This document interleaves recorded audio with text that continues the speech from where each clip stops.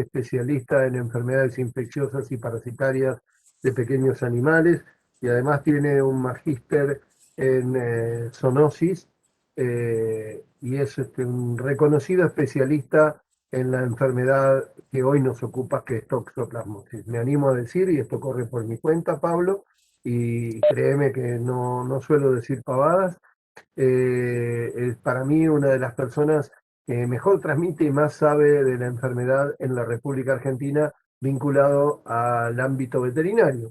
Y muchos de nosotros sabemos que los médicos veterinarios conocemos mucho más de parasitosis que los médicos humanos, inclusive de aquellas zoonóticas, sin ánimo de generar con esto una polémica. En principio quiero presentarles qué es Protenencia. Protenencia es un programa nacional de tenencia responsable y sanidad de perros y gatos creado por quien les habla en el 2011, que lo tuve a mi cargo entre el 2011 y el 2015 y lo vuelvo a tener a mi cargo hace un año y medio, que tiene tres ejes conceptuales. Un primer eje conceptual es la castración quirúrgica masiva, con equipos propios y con municipios adheridos en todo el territorio de la República Argentina, con distribución de quirófanos móviles y de quirófanos compactos, un invento argentino, y desarrollando estas actividades a través de equipos propios. Nosotros tenemos cuatro equipos propios en el interior del país y otros cuatro equipos en el conurbano bonaerense, y desarrollamos la labor a lo largo y a lo ancho del territorio argentino basado en la castración por nuestros propios equipos, el auxilio a los municipios en la capacitación.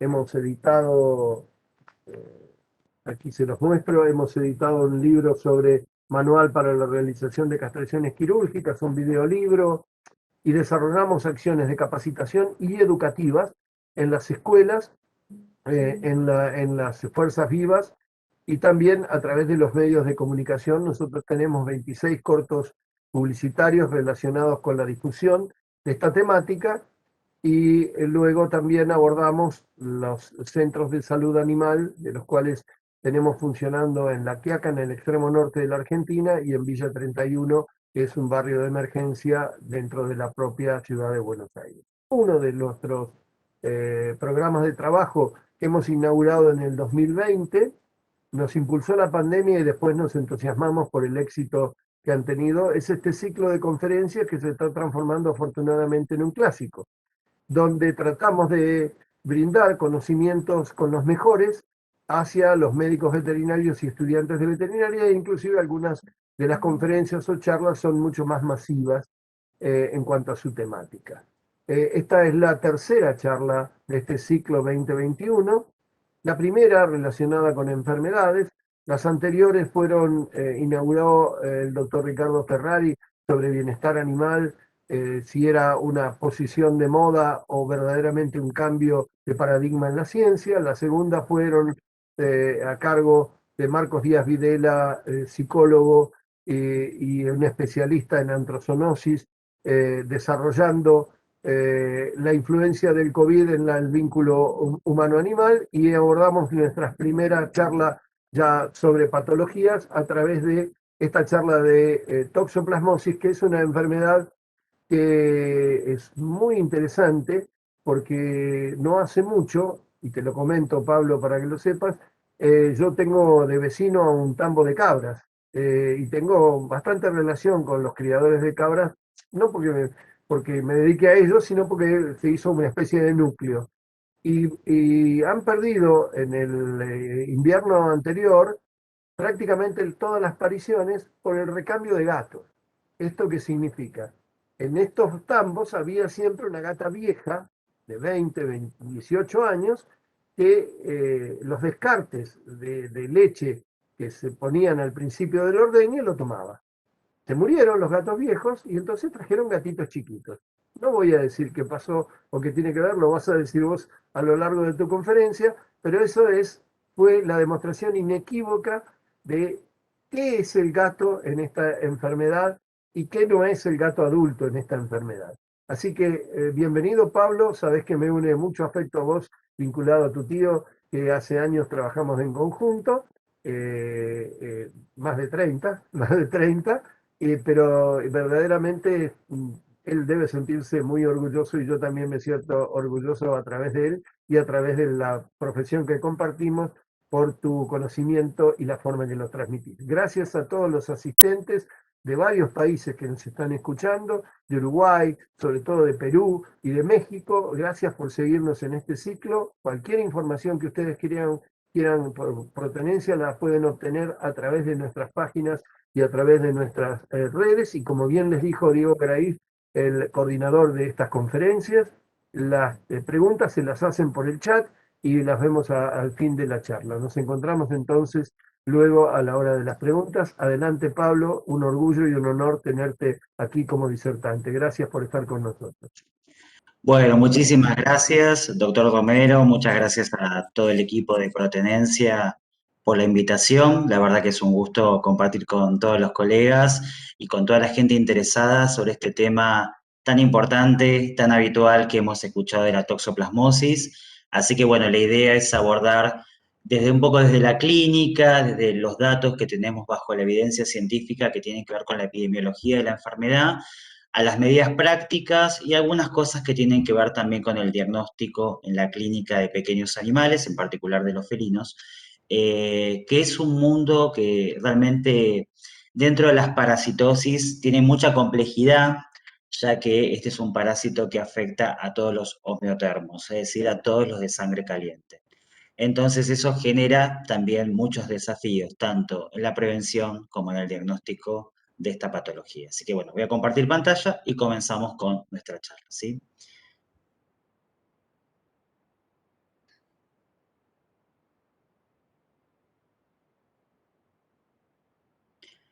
Muy bien. Bueno, nos toca hablar de la toxoplasmosis desde la clínica de pequeños animales, en particular desde la clínica felina, a este concepto que tiene que ver con una sola salud, un solo bienestar, a una mirada global de la salud pública, ¿no?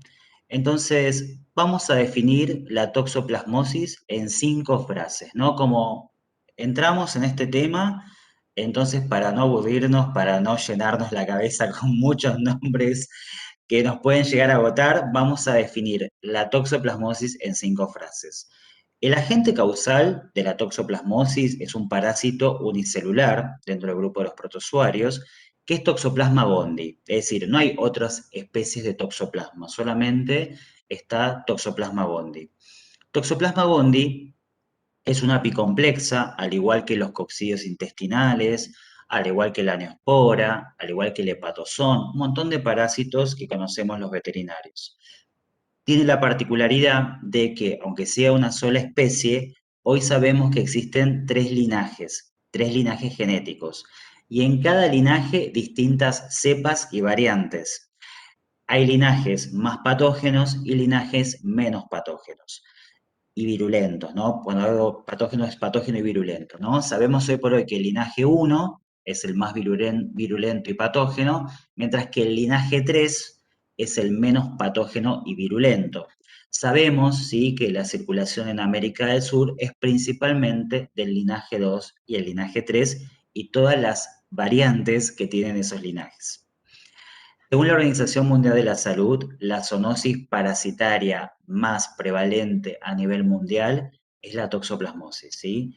Eh, Según la prevalencia, va a variar muchísimo dependiendo del lugar del planeta en donde estemos ubicados, los hábitos de esa población, las condiciones climáticas, la presencia de los animales, la presencia de los félidos. Hablamos de prevalencias que van de un 10 a un 90%, pero la Organización Mundial de la Salud estima que un tercio de la población mundial es cero reactiva, es decir, que tiene títulos de anticuerpos contra toxoplasma.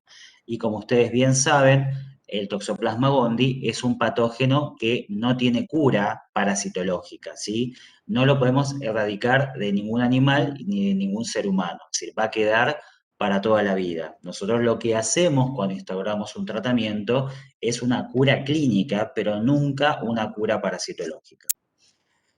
La fuente de infección más importante en los seres humanos, y estamos hablando, según los estudios, del más del 60% de las personas que adquieren la infección, es por el consumo de carne mal cocida o de carne cruda.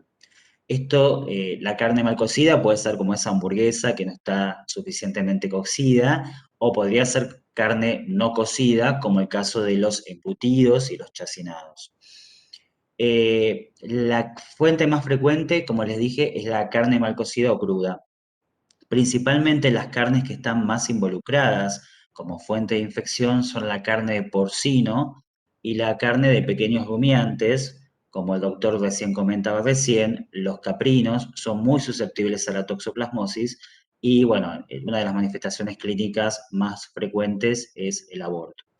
Pero en estas especies, ¿sí? En caprinos, ovinos, porcinos, es esperable una alta concentración de quistes con bradizoitos y por lo tanto, cuando se adquiere la infección, ¿no? Obviamente. Entonces, por lo tanto, es una carne de mayor riesgo. Obviamente que la carne de pollo, la carne de bovino, la carne de ciervo también puede ser una fuente de infección, pero hay especies animales domésticas que están más asociadas al riesgo de la toxoplasmosis. También las personas que son vegetarianas, que son veganas, que no consumen productos cárnicos, pueden infectarse por el consumo de verduras o frutas mal lavadas, debido a que pueden estar los oquistes, ¿sí? Adheridos a la superficie de estos vegetales o por contaminación cruzada, es decir, se cortaron en la misma tabla que se cortó la carne. Y además, también a veces las personas podemos ingerir en forma accidental esos oquistes, ¿sí? Esporulados, que son los oquistes maduros, porque están contaminando el medio ambiente. Y puede ser, por ejemplo, cuando hacemos jardinería o estamos trabajando en un ámbito rural, entonces se quedan en las manos y nosotros nos podemos contagiar porque los oquistes los incorporamos en forma accidental porque quedaron en las manos. La población de riesgo es las personas que pueden ser dos: las mujeres embarazadas seronegativas que adquieren la infección durante la gestación debido a que no tienen anticuerpos protectores previos, entonces existe un riesgo que el toxoplasma vaya a la placenta y posteriormente al feto y por lo tanto, dependiendo de qué momento de la gestación ocurra esta prima infección, podemos tener desde abortos a nacimientos con trastornos congénitos, ¿sí? Que son generalmente trastornos neurológicos y oftalmológicos. En cambio, las mujeres embarazadas, que son seropositivas previamente, tienen anticuerpos, obviamente se evalúan el tipo de anticuerpos, pero tienen una protección contra una reinfección.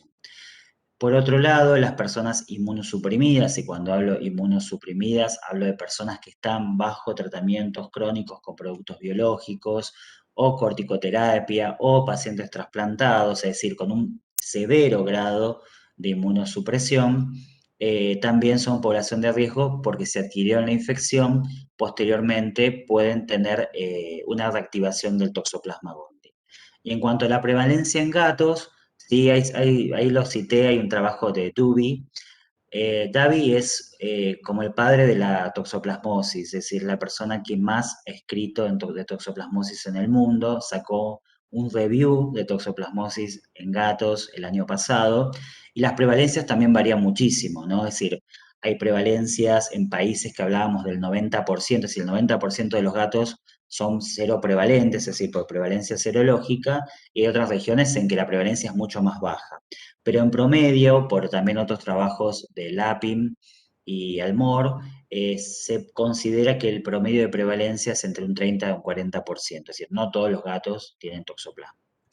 Bueno, como esto rápidamente, acuérdense que es un ciclo biológico complejo en donde los félidos, no solamente los gatos domésticos, actúan como hospedadores completos. ¿Por qué? Porque actúan como definitivos e intermediarios. Cuando digo definitivos es que el parásito alcanza la reproducción sexual y eliminan una forma que se llaman oquistes con la materia fecal.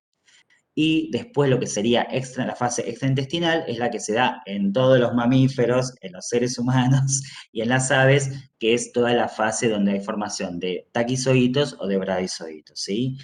Y el ciclo es complejo, ¿sí? El ciclo tiene su complejidad. De por sí lo que hace el toxoplasma, esto siempre lo decía la doctora Perestor, es hace lo que quiere. ¿sí? Va de donde quiere, a donde va, puede ir, pasa de un cerdo, pasa un ser humano, de un ratoncito a un gatito, es decir, hace lo que quiere, ¿sí? Entonces, tiene mucha plasticidad biológica.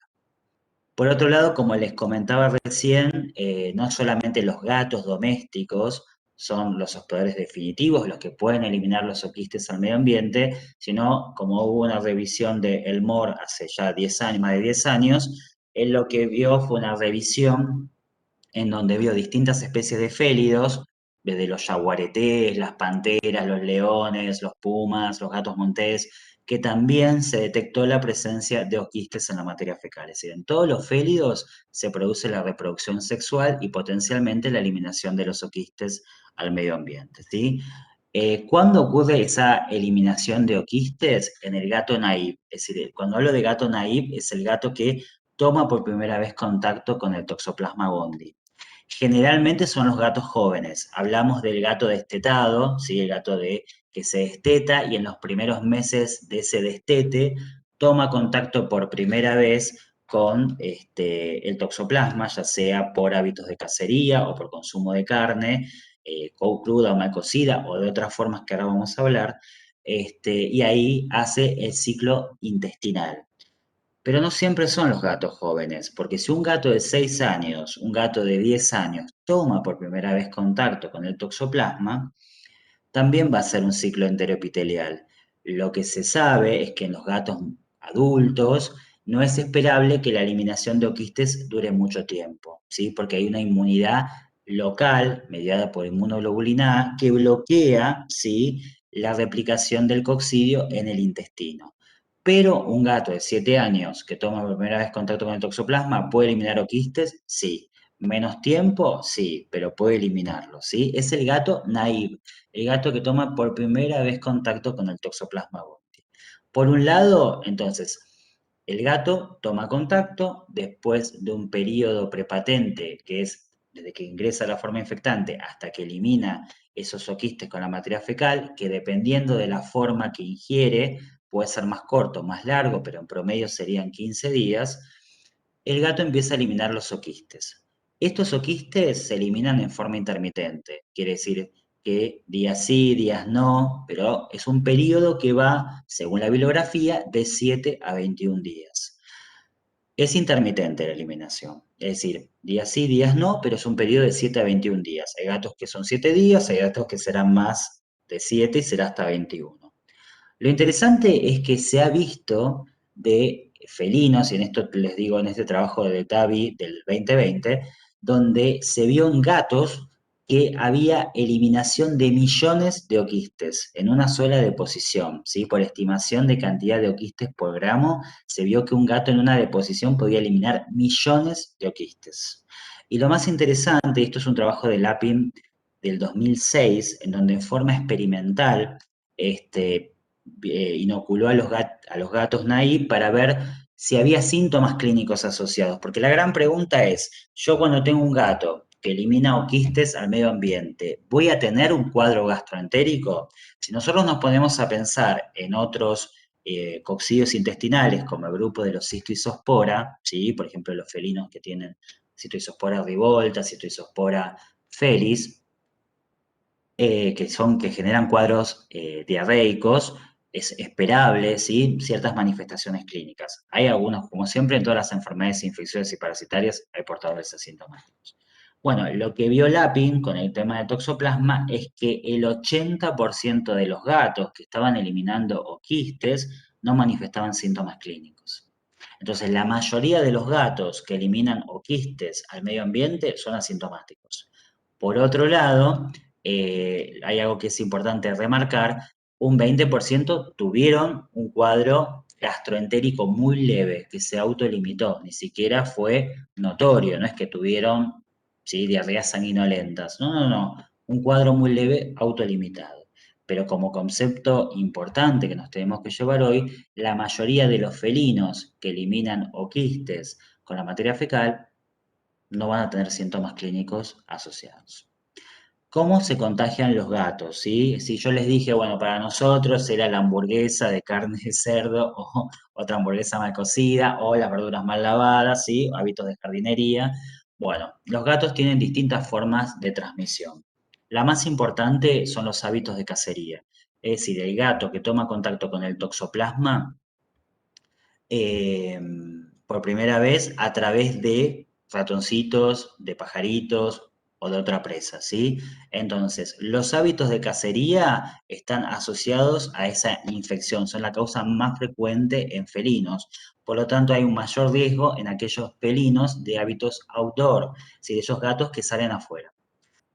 Secundariamente sería la ingesta de carne cruda. Esto sería cuando el propietario o es un gatito que roba carne, pero si no hay propietario o el tutor, le entrega carne cruda. Esta carne cruda sin algún tipo de proceso térmico, es decir, ni está cocida, obviamente que no está cocida, ¿sí? Para que la cocción sea eficaz, la carne tiene que llegar a 72 grados centígrados, es decir, que cuando uno la corta, en el núcleo de la carne esté un color homogéneo, no haya un color colorado o rosado que no está llegando bien la cocción.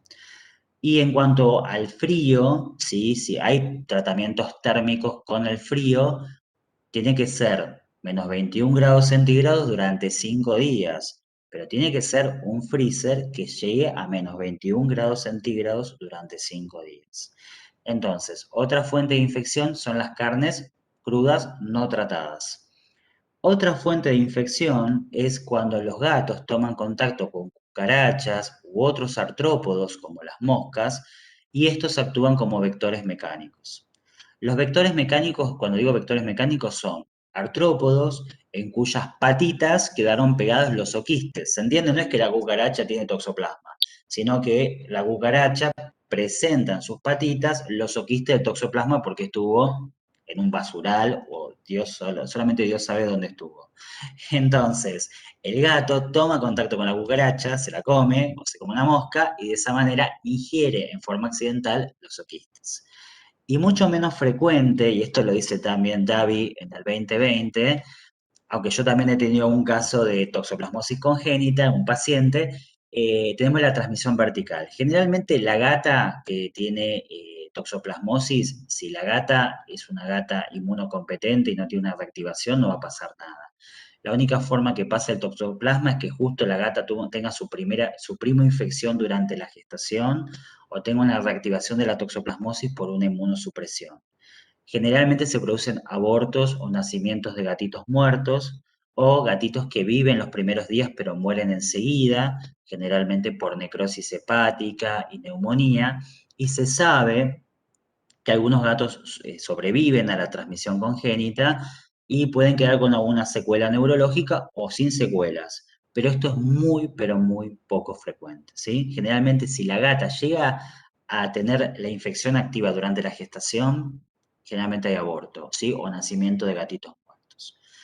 Ustedes seguramente habrán escuchado que en estas noticias, a veces un poquito sensacionalistas, hablan de que la toxoplasma es el parásito zombie, ¿sí? Bueno, que tiene que ver con que cambia el comportamiento. Bueno, todo esto tiene un fundamento científico, ¿no? En el trabajo de Vías del 2007, lo que se vio en ratones es que la presencia de quistes con bradizoitos, ¿se acuerdan que los quistes con bradizoitos son las formas del parásito que se están replicando lentamente porque se están escondiendo de la respuesta inmunológica? Bueno, aquellos ratones que tenían quistes con bradizoitos, había una alteración en sus neurotransmisores porque producía un aumento de la dopamina que hacía que estos ratones perdieran el miedo a los gatos y se acercaran a los felinos. Es más, se comprobó que eran atraídos por una feromona que eliminaban los gatos en la orina. Es decir, el ratón era manipulado en algún punto por la acción del parásito en su sistema nervioso central. Y miren lo que hace, acerca al gato, que el gato es el hospedador ideal de la toxoplasmosis. Bueno, esto que parece tan curioso y como un dato villique, en sí, desde los últimos años, en varios reportes y en revistas prestigiosas como PLOS, se ha visto que existe cierta asociación estadística entre pacientes con ciertas patologías psiquiátricas y la presencia de quistes con bradizoitos en el cerebro. Aunque los estudios todavía no son conclusivos, hay muchísimos estudios donde estarían hablando de que algunas, o por lo menos algunos de los factores, porque acuérdense que muchas de las enfermedades psiquiátricas son multifactoriales, pero uno de los factores podría estar involucrados por la presencia de quistes con brazoitos en el sistema nervioso central de las personas que alteran, ¿sí?, la liberación de dopamina y por lo tanto podrían favorecer, obviamente son causas multifactoriales, algunas patologías psiquiátricas. ¿Cuándo y cómo se eliminan los oquistes? Como yo les comenté recién, solo ocurre la primo-infección. ¿Se está escuchando bien? Porque ahí escuché algo que dice que no se escucha. Sí, yo te Yo estoy escucho perfecto. escuchando bien, pero al menos sospecho, quiero saber si los demás están escuchando, si alguno tiene alguna queja sobre el sonido. Yo te escucho perfecto. Y que lo ponga por favor en el chat, así vemos la manera de corregirlo si eventualmente existe. No, están poniendo todo, se Sí, escuchaba perfecto. bárbaro. Buenísimo. Perdón, era por las dudas. Gracias, ¿eh? Bueno, como les decía, justo estaba en un tema álgido, porque ha habido un poquito de cambios con lo que les voy a contar. Hola, hola. Sí, te escuchamos, te escuchamos. Escuchamos. Perdón, porque usted dice, perdón, se congeló la imagen. Bueno, no importa, ustedes cualquier cosa me avisan. Lo que yo les comentaba recién es, como les dije, en la primoinfección ocurre el ciclo enteroepitelial, se eliminan los oquistes. Y nosotros tenemos el concepto de que por una vez en la vida el gato elimina los oquistes. Bueno, hay algunos estudios que se han hecho a nivel experimental en donde se vio, ¿se acuerdan que yo les dije que había 3 linajes de toxoplasma, que cada linaje tenía un montón de cepas? Bueno, lo que se vio en algunas circunstancias es que cuando los gatos eran nuevamente infectados después de varios meses con alguna otra variante, el gato podía volver a eliminar o quiste de toxoplasma. Es decir, si la variante era X y era inoculado con la variante Y, en algunos gatos, no en el 100%, podía ser que había una nueva eliminación de oquistes. Lo que dice Tavi, que es, como les digo, el padre de la toxoplasmosis, es, nosotros no sabemos lo que pasa en la naturaleza. Esto se vio en condiciones de laboratorio. Entonces, esto es una información para, ¿sí?, para poder evaluar desde el criterio científico. Entonces, bueno, está en estudio, pero lo que dice Davi y lo que dice un poco toda la evidencia es que probablemente lo que ocurra es una sola vez en la vida. Igual, como concepto que después yo voy a volver a remarcar, la caja de arena, sí, la famosa caja higiénica, nosotros la tenemos que limpiar, o tenemos que indicarle a los propietarios que la limpien todos los días. No solamente por el toxoplasma, sino por otros patógenos, ¿sí? Después voy a volver a este tema, pero es un dato interesante lo que salió en esta última publicación de Davi, que se ha visto experimentalmente que hay algunas excepciones que podrían pasar, que no sabemos lo que pasa en la naturaleza, que probablemente sea una sola vez en la vida, pero que igual tenemos que seguir insistiendo a los propietarios o tutores, como ustedes le quieran decir, que todos los días limpien la caja higiénica. Después voy a abordar un poquito más ese tema.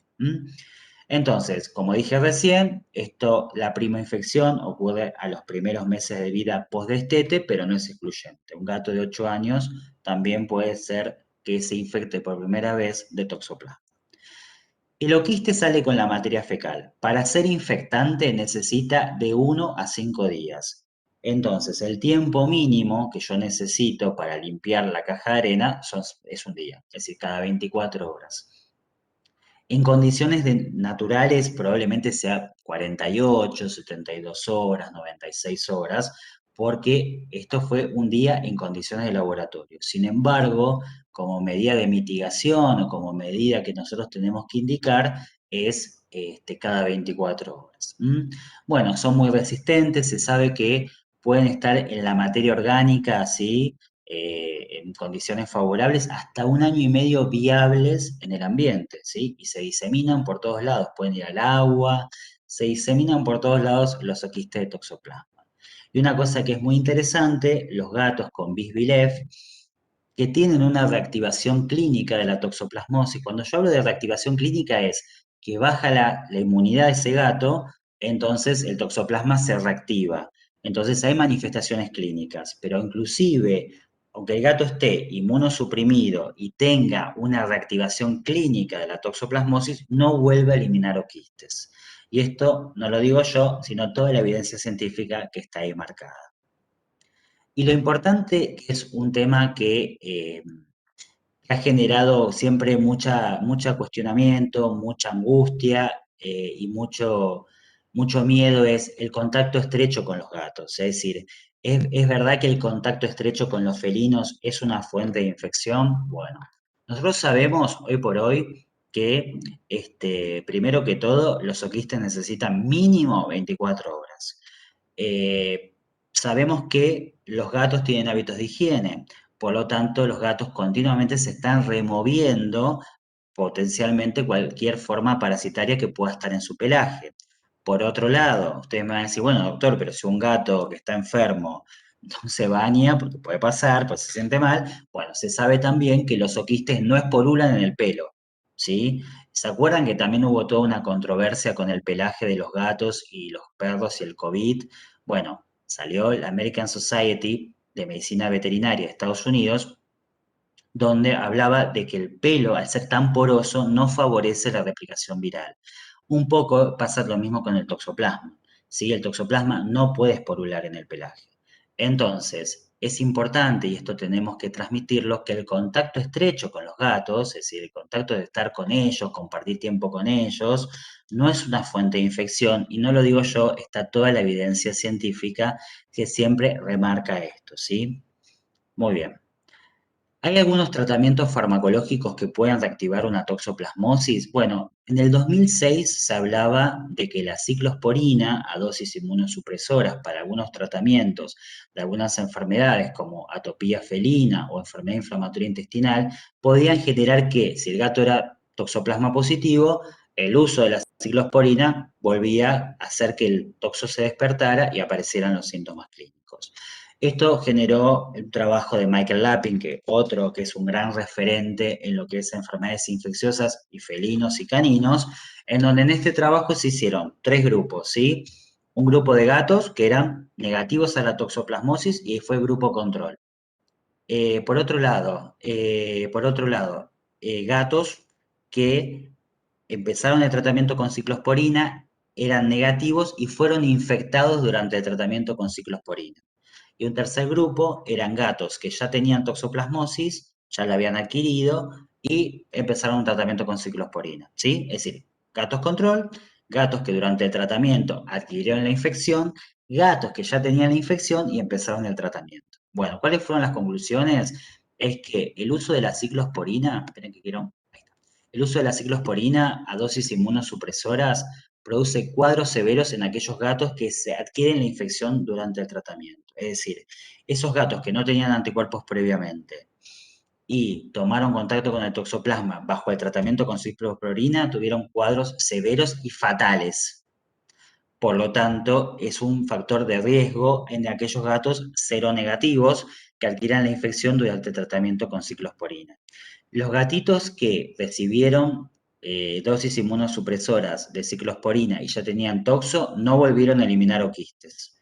Y el uso de la ciclosporina no produce la reactivación en aquellos gatos que ya se habían infectado. ¿Sí? ¿Se acuerdan que había un grupo que eran gatos que eran toxopositivos y empezaron con la ciclosporina? En esos gatos no pasó nada. El problema fue en aquellos gatos que durante el tratamiento con ciclosporina adquirieron la infección. En conclusión, aquellos gatos que van a entrar a un tratamiento crónico con ciclosporina deben ser testeados contra toxoplasmosis. Eso es un dato importante. Esperen que... Muy bien. Bueno, van a ver algunas fotos que hay algunos compañeros de trabajo. Siempre pongo algunos. Entonces, otra pregunta que nos hacemos son, ¿los corticoides pueden producir de nuevo una reactivación de la toxoplasmosis y en parte generar la eliminación de oquistes? Bueno, se vio que sí, pero estábamos hablando de dosis prolongadas por encima de 10 miligramos kilo de dexametasona. Por lo tanto, probablemente el gato se muera por una falla renal que antes de que empiece a eliminar los oquistes nuevamente. Si esto fue en condiciones experimentales, dosis por encima de 10 miligramos kilo de dexametasona día, y encima por tratamientos prolongados. Y esto fue un trabajo experimental. Bueno, cuando pensamos en síntomas clínicos, tenemos que pensar, generalmente si yo les pregunto a todos, ¿cuáles son los síntomas clínicos más frecuentes que puedo esperar en un gato con toxoplasmosis? Son oculares y o neurológicos. A ver, como concepto, y esto es algo que venimos ya los expertos muy metidos, es muchos gatos están infectados, pero pocos están enfermos. Muchos gatos son toxopositivos, pero pocos van a manifestar la enfermedad. Entonces es un dato muy importante porque a veces tenemos el hallazgo de la toxoplasmosis y consideramos que esa es la causa por la cual el gato está enfermo y a veces no, es otra causa. O a veces hay una causa primaria que reactivó esa toxoplasmosis, pero es mucho más frecuente la infección que la presencia de la enfermedad. Y esto es un dato que tenemos que tener en cuenta para desmitificar en la clínica la toxoplasmosis. Obviamente que los signos neurológicos van a estar asociados a la presencia de quistes con braizoitos que se reactivan y se vuelven a convertir en taquizoitos y generan una lesión que puede ser focal o multifocal en el sistema nervioso central. Es decir, hay focos de necrosis e inflamación producidos por esta reactivación de los quistes con braizoitos. Los signos no van a ser característicos, porque los signos van a depender del grado de lesión, si es focal o multifocal, y dónde están esos, es decir, en qué porción anatómica del sistema nervioso central están esos quistes. Entonces, los signos son muy variados. Pueden ser convulsiones, marcha en círculo, ataxia, cambios de comportamiento que es muy poco frecuente, hiperestesias, que sí es más frecuente, y tremores cefálicos o tremores de los miembros. Entonces, todos los signos clínicos neurológicos van a estar supeditados a un montón de variables. Entonces, obviamente que si yo tengo un gato neurológico, una de mis sospechas, de mi lista de sospechas, pero hay un montonazo, no soy neurólogo, solamente puedo hablar de enfermedades infecciosas, pero dentro de las enfermedades infecciosas tenemos varias en los gatos. Entonces, una es la toxoplasmosis. También tenemos, en el ranking serían los signos neurológicos, después me siguen los signos oculares. Si uno diría cuáles son las manifestaciones más frecuentes a nivel ocular producidas por enfermedades infecciosas, es la uveitis, que puede ser anterior, posterior, uni o bilateral. Muchas veces en las enfermedades infecciosas empiezan unilateral y después terminan bilateral.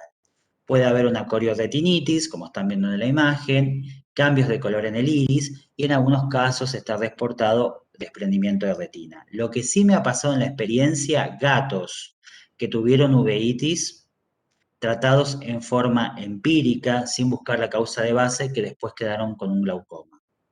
Y cuando quedó con el glaucoma, buscaron la causa. Y ahí me llegaron a mí ya con el glaucoma. Entonces, es importante que cuando tenemos una uveitis, buscar la etiología de su uveitis en la medida de las posibilidades, para evitar que después tengamos la complicación de un glaucoma. Lo que es importante es que generalmente los signos de la toxoplasmosis son oculares o neurológicos. Es muy difícil que se den que un gato tenga una uveitis y convulsiones. Si tienen un gato, por ejemplo, me pasó hace 15 días, uveitis, convulsiones, fiebre, era un PIF seco, ¿sí? Una peritonitis infecciosa felina seca, no era una toxoplasmosis. Entonces, obviamente le hicimos toxoplasmosis, pero no era una toxoplasmosis. ¿Por qué? Porque generalmente son o signos neurológicos o signos oculares. La bibliografía habla que a veces puede haber un solapamiento y pueden estar las dos, pero es una o la otra. ¿Hay signos clínicos menos frecuentes en la toxoplasmosis felina? Sí. Hay signos que están asociados a cuadros respiratorios. Generalmente, una de las etiologías que podemos tener de una neumonitis o neumonía intersticial puede ser el toxoplasma. Esos signos clínicos van a ser desde muy leves a signos severos como una disnea, taquipnea, e inclusive puede haber infecciones bacterianas secundarias que compliquen el cuadro. Generalmente, cuando tenemos primero una neumonitis, no va a responder a los antibióticos convencionales y además tiene cierto patrón característico en la placa radiográfica. Otros signos clínicos mucho menos frecuentes son la hepatitis pancreatitis, es decir, dentro de las etiologías de las hepatitis en los felinos está involucrada la toxoplasmosis, yo en lo particular nunca tuve un caso, o nunca por lo menos pudimos confirmarlo. Abortos, como les decía, generalmente la gata que tiene una reactivación de una toxo o una primoinfección durante la gestación, lo más probable que pase es que haya abortos o nacimiento de gatitos muertos. Obviamente que a veces también, como el toxoplasma tiene mucho tropismo con el músculo estriado, podemos tener también miositis, y si esa miositis evoluciona al tiempo, atrofia muscular. Y obviamente, dentro de lo que sería el síndrome febril agudo de los gatos, tenemos un montón de etiologías, y dentro de las etiologías tenemos la fiebre, ¿sí? La hipertermia, la anorexia, el decaimiento. Podemos tener un síndrome febril específico producido por toxoplasma, ¿sí? Pero no es lo más común. Lo más común es todo este top 10 que yo les fui haciendo, que es lo neurológico y o lo ocular. Un cobro parasitológico de flotación, acuérdense que generalmente los coccidios, ¿sí? Todo lo que sean el grupo de los apicomplexa que afectan el aparato intestinal, salvo algunas excepciones, los voy a ver en técnicas coproparasitológicas de flotación. ¿Me sirve hacer un cobro parasitológico para diagnosticar? La verdad es que no. Primero que todo porque probablemente los gatos eliminen una sola vez en su vida los oquistes, justo tendría que engancharlo, y la eliminación de los oquistes, aunque puede ser muy abundante, como yo les comentaba hace unas diapositivas atrás, también es intermitente. Entonces, justo tengo que tener la suerte de poder enganchar. Por otro lado, se sabe que algunos gatos no eliminan oquistes en la primera infección, principalmente aquellos gatos adultos o aquellos gatos que se hayan infectado por el consumo de oquistes esporulados, no por consumo de quistes con bradizoitos. Y por último, los oquistes, si yo los veo en un copro parasitológico, no los puedo distinguir de Aemondia y Besnoitia. Aemondia y Besnoitia son coccidios que afectan a los felinos se infectan por el consumo de carne mal cocida o cruda y son asintomáticos, es decir, no generan un cuadro clínico en el felino, ¿sí? Son poco patógenos o poco virulentos. Entonces, Aemondia y Besnoitia, el oquiste es igual al de toxoplasma. No hay una diferencia morfométrica, no puedo decir, porque este mide tanto o tiene tal característica. No, son iguales. Entonces, si yo esto me lo encuentro en un coproparasitológico, no sé si es toxo, si es amondia o si es besnoitia. ¿Sí? Acá van a ver las fotos de los oquistes a su izquierda, a la izquierda de la pantalla. Van a ver los oquistes no esporulados. Acuérdense que necesita un tiempo de 1 a 5 días para ser maduros, ¿sí? Miden 12 micras y yo los veo y no puedo decir si es toxo, aemondia o besnoitia. Y en esta imagen del libro del Grimm, ¿sí? Estamos viendo distintos agentes en un copro parasitológico, Toxocaracati, Cystisospora felis, Cystisospora neorrivolta, es decir, los coccidios de los gatos más frecuentes, y atrás, porque es el green, Toxoplasma gondii. Ahora, si yo llego a encontrar esto en un copro parasitológico, yo lo tengo que informar. Si yo, por ejemplo, estoy en un laboratorio o hago diagnóstico copro parasitológico en la clínica, lo tengo que informar. Y esto lo voy a hacer como oquistes compatibles con o oquistes toxoplasma-like o oquistes que se parecen a toxoplasma. Y la indicación es hacer un tratamiento. ¿Por qué? Porque tengo que aplicar una droga que elimine la eliminación de los oquistes al medio, ¿sí? Por un simple tema de salud pública, de poder cortar ese ciclo enteroepitelial. La droga de elección es el toltrasuril, ¿sí? El toltrasuril es una droga coccidicida, barredora, decimos que es coccidicida y barredora porque elimina todos los estadios que están en la fase intestinal y se da en una sola toma. Entonces, esta droga es fundamental para la indicación en el caso de encontrar esos oquistes en la materia fecal. Aunque no sé si son aemondia, besnoitia, no importa, no me puedo jugar. Entonces, indico para cortar ese ciclo, si justo los encontré, toltrasuril. Bueno, lo que más nos sirve para el diagnóstico es los anticuerpos, pero no los anticuerpos así sueltos. Esto se lo explico a los propietarios, a los tutores, a los colegas, que sí, siempre estoy dando alguna charla de formación. Las enfermedades infecciosas y parasitarias tienen mucha complejidad y la presencia de un título no quiere decir que sea eso en particular o que hoy nos esté generando el problema. Entonces, una cosa que es como bíblica, es decir, como algo así, que tiene que ser a rajatabla, es muestras pareadas. Siempre para evaluar la cinética de anticuerpos yo necesito muestras pareadas. Es decir, muestras de suero con un intervalo de 15, 21, 30 días puede ser, pero lo ideal sería entre 15 y 21 días. Y las técnicas que hoy tenemos disponibles en nuestro país son la inmunofluorescencia indirecta, ¿sí? Que pone en evidencia anticuerpos antitoxoplasma, y es la técnica más específica y más sensible, la más recomendable es la inmunofluorescencia indirecta. También me permite titular IgG e IgM, esto es muy importante. También tenemos el ELISA, ¿sí? Que también es una técnica que también por el grado de porcentaje de positividad podemos determinar un poco por dónde va. Y la aglutinación directa, que es una técnica que en donde yo enfrento el suero de mi animal problema con antígenos del parásito coloreados. Entonces lo que busco es hasta qué dilución, ¿sí?, aglutinan esos antígenos. Entonces mi último título que aglutinaron los antígenos es mi título de corte. Un concepto que ha quedado hace muchos años es que había valores estandarizados. Por ejemplo, 1 en 256 era toxo positivo. Eso no existe más. Eso está mal. Eso está mal. Porque puedo tener un gato que tiene 1 en 40 y pasó a 1 en 200 y es un gato que está recontra positivo, ¿sí? Que está con una toxo activa, mejor dicho, con una toxo activa. Igual la toxoplasmosis tiene muchos vericuetos en la interpretación de la serología. Yo voy a decir lo más importante para el día de hoy, pero tiene muchos vericuetos.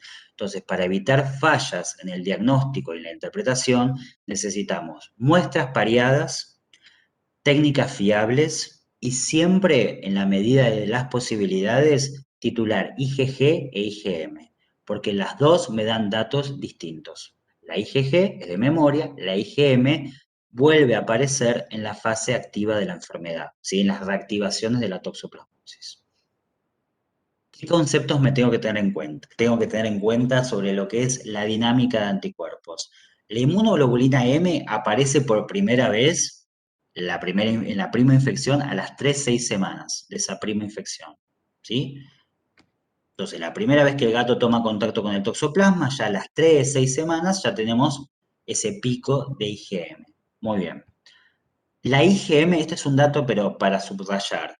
La IgM siempre vuelve a aparecer en las reactivaciones. Si el gato de 10 años que se inmunosuprimió y ahora tiene signos neurológicos por toxo, ¿quién vuelve a aparecer? La IgM. Entonces, la IgM vuelve a aparecer en las reactivaciones. Esta es fundamental, por eso esta la tenemos que conocer, porque es la que me va a contar un poquito lo que está pasando. La IgM es el principal indicador de la toxoplasmosis clínica, es decir, de la toxoplasmosis manifiesta, y la IgG puede persistir por niveles altos 5 o 6 años en gatos en condiciones experimentales, pero podemos estar hablando de gatos que pueden estar años y años con títulos altísimos de IgG. Entonces, si yo tengo un gato con una IgG altísima, pero sin síntomas clínicos, ¿sí? Y la IgM negativa, me quedo tranquilo. Y una cosa que es muy importante, y esto lo quiero volver a recalcar porque es fundamental para la gente que hace clínica, para los colegas que hacen clínica. Siempre hay que hacer una correcta valoración del paciente, es decir, un título suelto no me sirve. Tengo que ver la epidemiología, el cuadro clínico del animal, la presencia o no de comorbilidades, las técnicas que voy a utilizar, la interpretación de esas técnicas, inclusive a veces hasta la respuesta al tratamiento. Es decir, el diagnóstico de la toxoplasmosis activa o clínica no es fácil. Y no es solamente una serología, es todo un combo, que es como siempre me dijo la doctora Perestor, una correcta valoración del paciente en la camilla. Y esto es fundamental para todas las enfermedades, calculo, pero acá en toxoplasmosis necesitamos evaluar un montón de variables.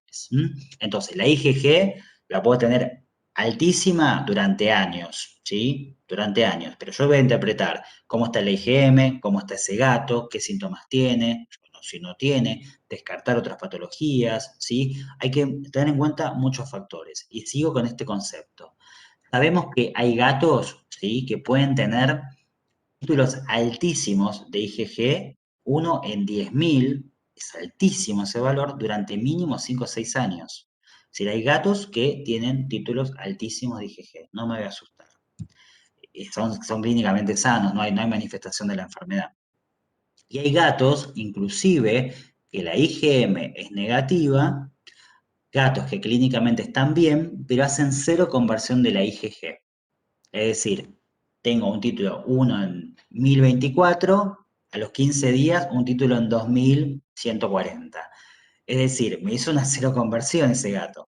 Bueno, la 0 conversión en la IgG sin síntomas clínicos puede pasar.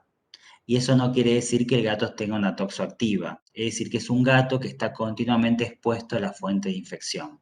Si es un gato que sale a cazar todos los días se encuentra con el ratoncito con toxoplasma.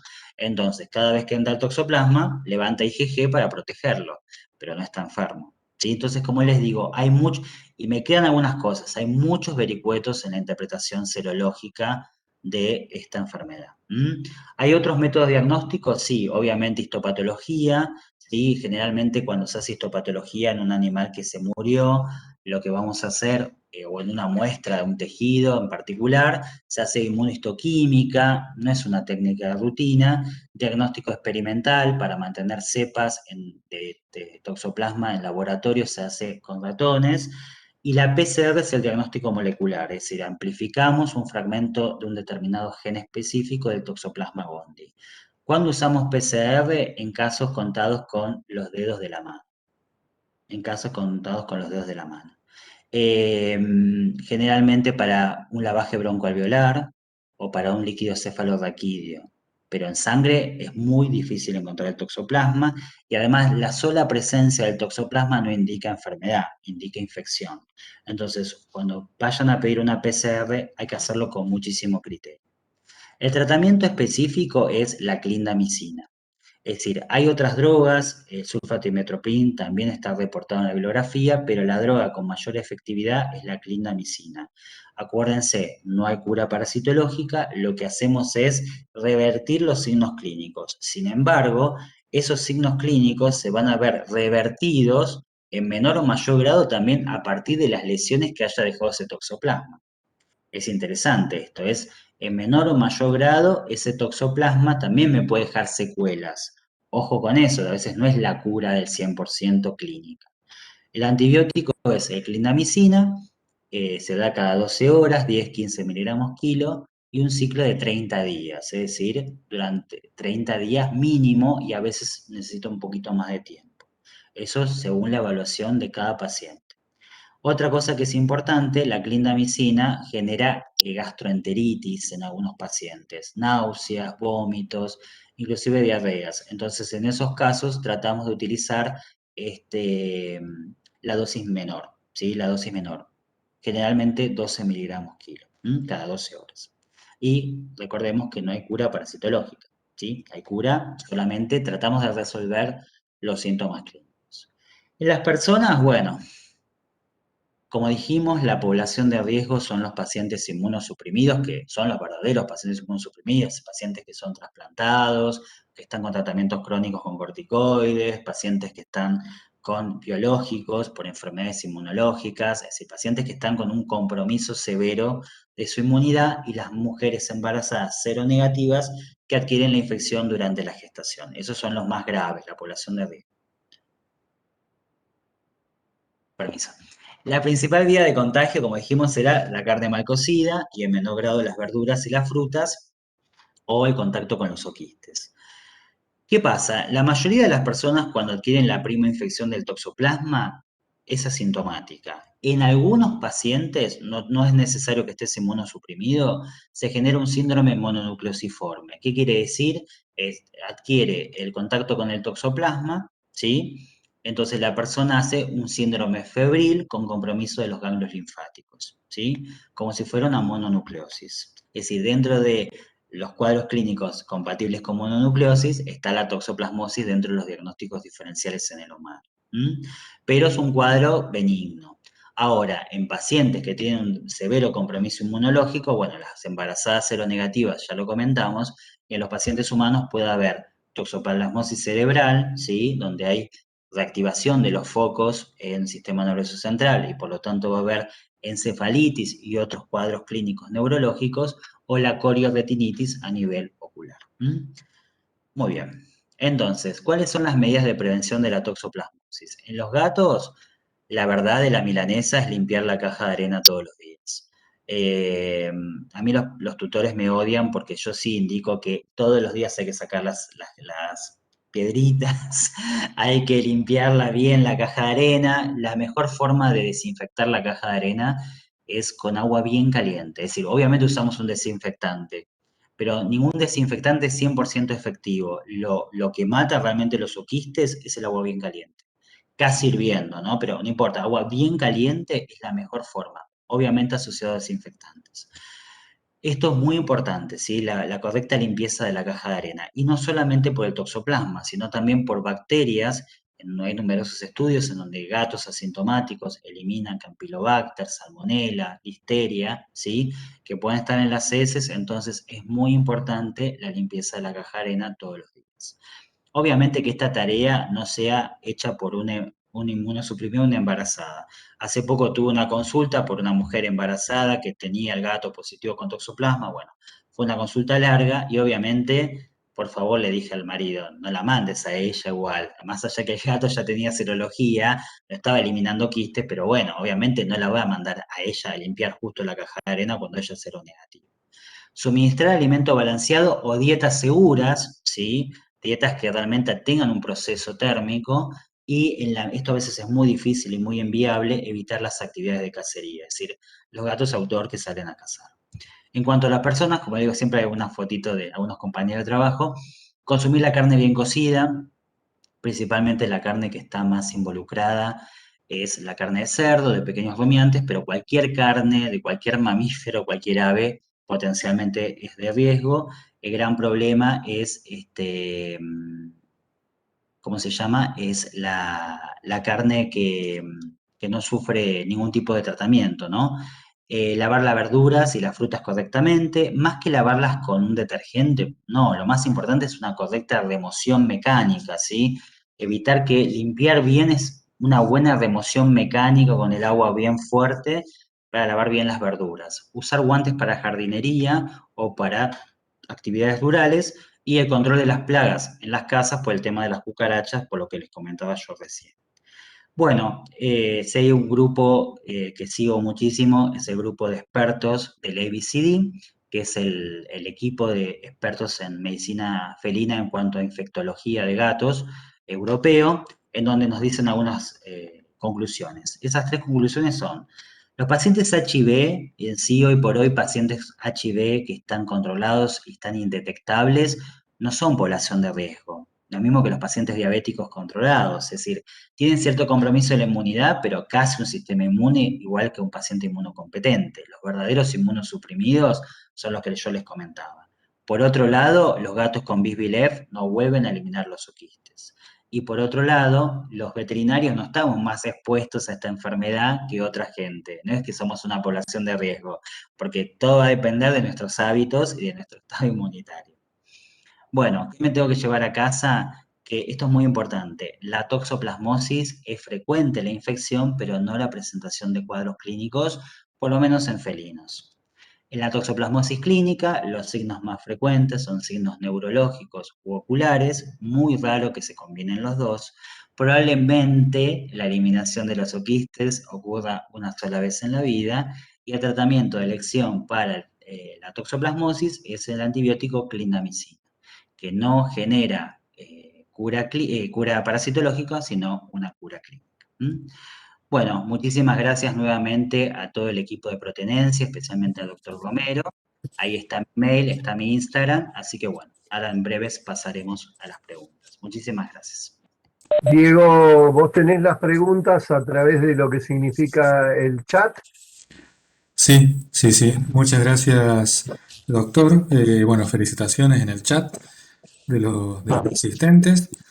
Comenzamos con algunas consultas.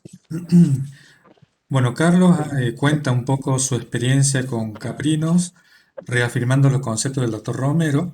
Dice que en la provincia de San Luis siempre pensaron que los abortos eran por brucelosis, pero hoy saben que muchos abortos y nacimientos de cabritos que mueren en días son debido a toxoplasmosis. Entonces pregunta, ¿cuál sería el tratamiento de los gatos, cuántas veces al año, que conviven con pequeños rumiantes para evitar focos de abortos en esos animales y con qué droga? No hay un protocolo, es los lineamientos que son de manejo de toxoplasmosis en animales de granja. No se recomienda la presencia de felinos, por lo menos el contacto estrecho entre los felinos, los porcinos, los ovinos y los felinos. Por otro lado, en el caso de que existiera potencialmente esa realidad, que no se pueda evitar, el manejo no es continuamente darles el toltrazuril, el manejo es la tenencia responsable de esos gatos, que esos gatos, por lo menos en forma de pool, se hagan parasitológicos y hagan la detección, y aparte tratar de minimizar los factores de riesgo. Pero como factor ideal, no es ideal que las cabras estén en contacto con los gatos, cerdos estén en contacto.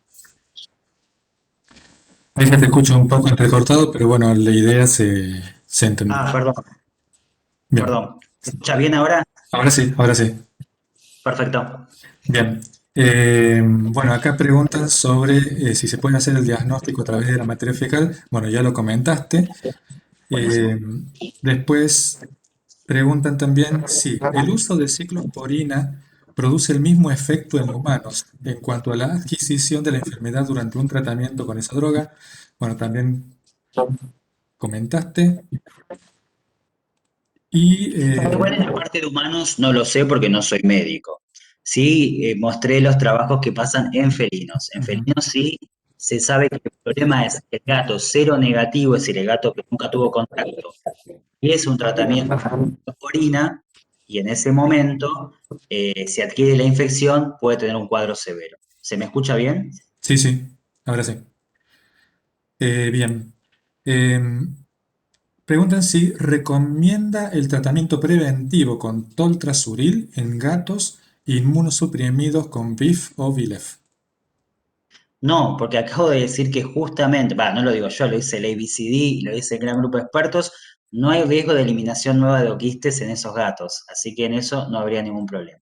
Obviamente que tendremos que tener en cuenta un montón de consideraciones. En cualquier gato inmunosuprimido, ya sea por una retroviral, además cuando hablamos de retroviral, tenemos que hablar correctamente en un gato fase SIDA, en un gato con un VILEF progresivo, es decir, no es cualquier gato con una retroviral, sino que haya un compromiso de esa inmunidad o cualquier otra patología que genere un compromiso de la inmunidad, inclusive una enfermedad renal crónica. Bueno, voy a tener en cuenta un montón de consideraciones, pero no voy a tener el riesgo de eliminación de oquistes. Por sí, eso lo trate de remarcar muchísimo, porque a veces un tutor que tenga un gato con una inmunosupresora puede tener miedo a que elimine nuevamente los oquistes, y esto es importante recalcar. Bien. ¿Los signos neurológicos en los gatos clínicos son reversibles? También lo comenté y lo vuelvo a reafirmar. La clindamicina tiene como efecto revertir la situación clínica, es decir, que los taquizoitos se vuelvan a convertir en bradizoitos y elimine la carga parasitaria lo más que pueda, pero no hay cura. Por otro lado, los signos clínicos no sabemos si van a ser reversibles o no, porque no es solamente la presencia del parásito, sino la lesión que deja el parásito. Entonces puede ser que clínicamente no mejoró del todo porque generó una secuela en ese sistema nervioso central o en ese ojo. ¿Sí? Como les comentaba, puede generar una lesión en el ojo que, aunque hicimos el tratamiento, me dejó algo secuelar. Entonces, hay muchos factores que están involucrados. Bien, muchas gracias. Voy sacando algunas preguntas que ya fueron contestadas a lo largo de la charla. Perfecto. ¿Cómo podemos hacer en animales que solo tienen alimentación BARF? Yo no soy nutricionista, no, y eso siempre, las alimentaciones BARF tienen sus factores de riesgo, siempre, no solamente para la toxoplasmosis, sino para un montón de enterobacterias y para Mycobacterium bovis. Entonces, para toxoplasma en particular, se sabe que la inactivación de los quistes con bradizoitos es durante 5 días a menos 21 grados centígrados, pero se tiene que respetar esa temperatura. Ahora, en cuanto a las características de la dieta BARF, no es mi tema para hablarlo hoy, pero siempre tiene sus factores de riesgo, ¿sí? Como todo en la vida también tiene factores de riesgo, pero en cuanto a toxoplasmosis, se sabe como medida de mitigación que durante 5 días a menos 21 grados centígrados los quistes se inactivan. Bien. Si se conoce algún estudio sobre la prevalencia de quistes de toxoplasma en la carne vacuna de carnicería. Qué interesante, no sé si hay un trabajo acá en Argentina. Sí, hay un trabajo que salió hace 2 años sobre las medidas de mitigación del toxoplasma en carnes variadas, que es donde yo le comenté recién esto de los 5 días a menos 21 grados centígrados, y lo que se sabe es que la carne bovina tiene muchísimo menor prevalencia a los quistes con braquizoitos porque el bovino, junto con el equino, es más resistente al toxoplasma. Es más riesgoso el porcino y los caprinos y los ovinos porque son más susceptibles y forman mayor cantidad de quistes. El gran problema que hay en todo el mundo es que, a diferencia de otras enfermedades que son controladas en la faena, ¿sí? Hablamos de hidatidosis, hablamos de un montón de otras patologías, en el caso de los quistes con toxoplasma no se pueden evaluar porque son microscópicos, ¿sí? Entonces no hay una medida que podamos hacer en los frigoríficos. Bien. Otra pregunta, si hay avances en alguna vacuna contra toxoplasmosis y si tiene sentido. Bueno, los avances sí, hay muchos equipos en el extranjero que están trabajando bueno, BARS es uno de los que está trabajando en el tema de la vacuna, son vacunas orales, que lo que se han hecho es oquistes inactivados o proteínas de los oquistes para generar inmunidad a nivel intestinal. Es decir, lo que hacen las vacunas es generan inmunidad intestinal para que no eliminen oquistes, pero no evitarían la infección. ¿Se entiende? Si el gato igual se infectaría. Lo que están tratando de hacer las vacunas, porque son todos estudios experimentales, ¿sí? Es el tema de evitar que eliminen oquistes. Y lo que sí está disponible en el mercado australiano y en el mercado estadounidense son vacunas contra toxoplasma para rumiantes, para evitar los abortos.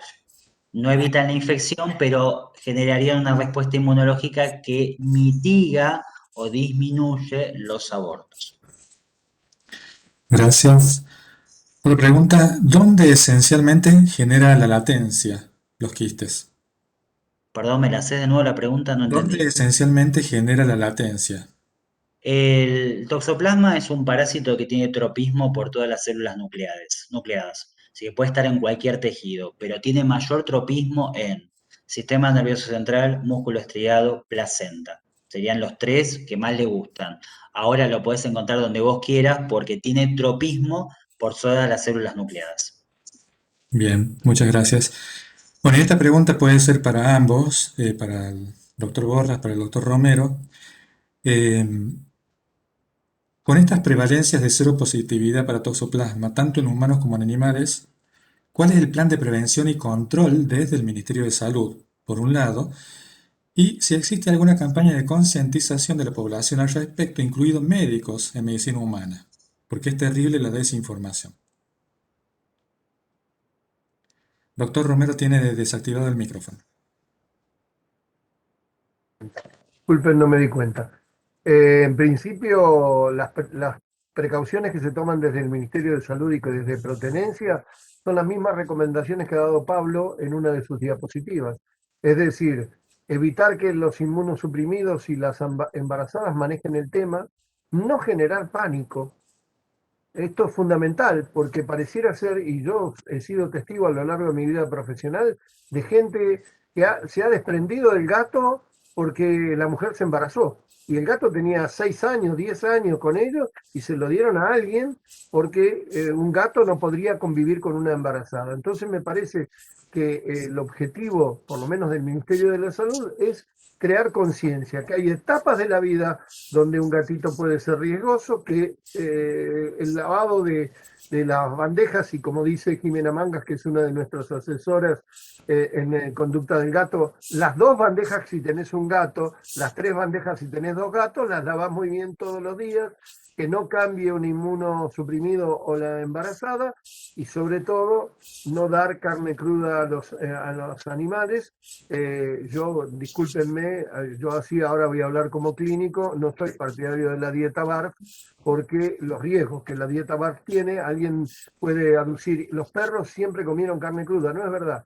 Un perro no es un lobo, no confundamos. Un perro tiene dos genes distintos al lobo, uno de los cuales es el que le permite digerir el almidón, que el lobo no puede. O sea, ya nomás tenemos un cambio genético importante, y ese cambio ha sido en la evolución filogenética de los 30.000 años, que son previos, digamos, posteriores al fuego. De tal manera que es muy probable que así como el ser humano comía carne cocida y no carne cruda, le diera al perro carne cocida y en cambio el lobo carne cruda. Son dos animales diferentes, parecidos, muy parecidos.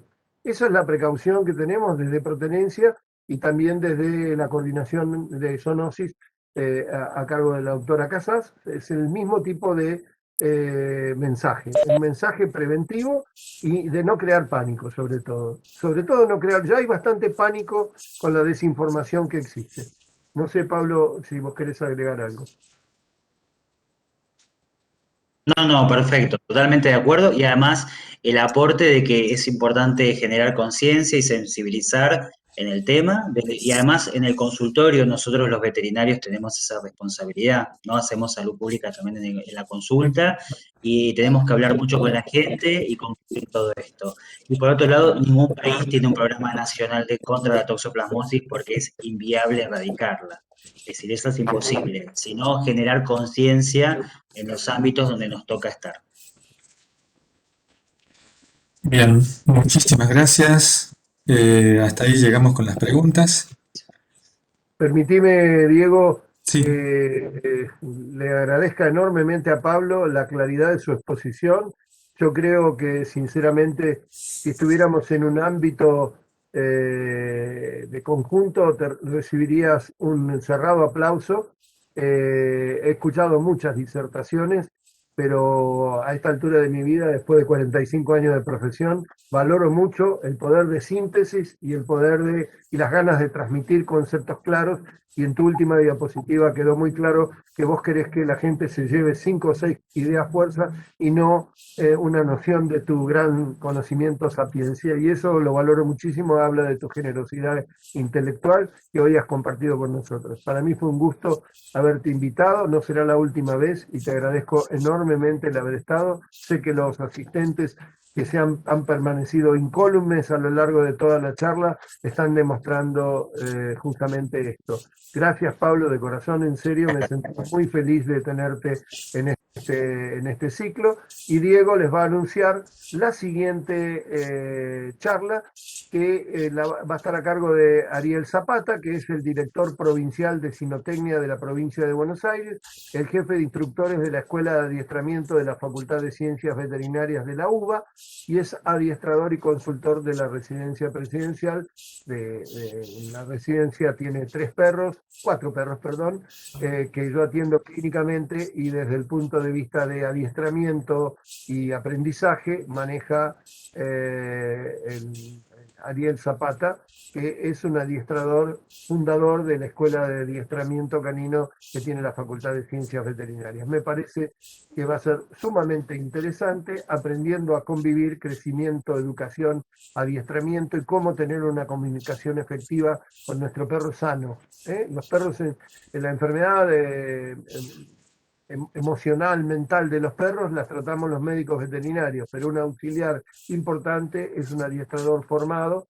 Por eso la escuela de adiestramiento yo le tengo tanto cariño, porque creo que genera auxiliares del etólogo, que no va a estar todo el día atrás del dueño modificando comportamientos, y el adiestrador no tiene ninguna potestad para medicar, que sí la tiene el médico veterinario especialista. Así que creo básicamente que esto es una dupla interesante.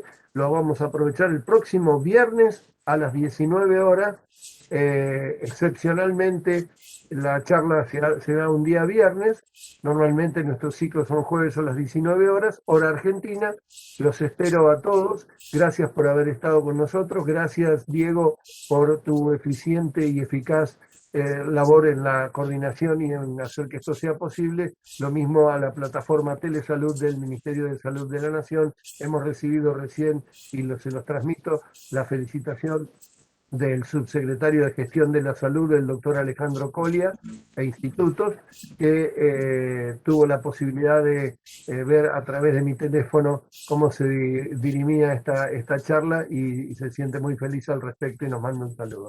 Gracias a todos y los esperamos en este ciclo el próximo viernes 4 de junio a las 19 horas. Gracias en serio por estar con nosotros. Un abrazo grande para todos. Gracias.